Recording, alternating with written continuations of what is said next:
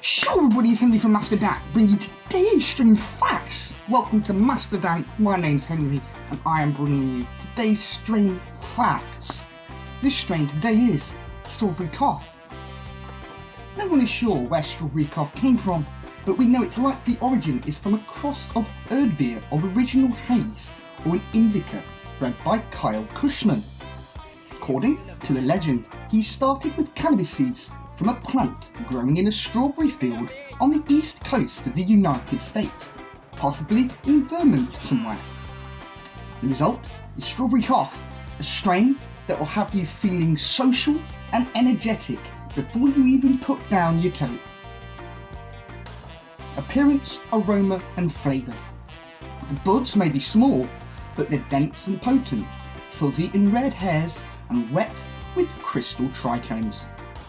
They're almost like little strawberries, also have that bit of a scent of strawberry, whereas most cannabis plants have a terpene distribution of different flavours, each at a percentage of minus 0.5%.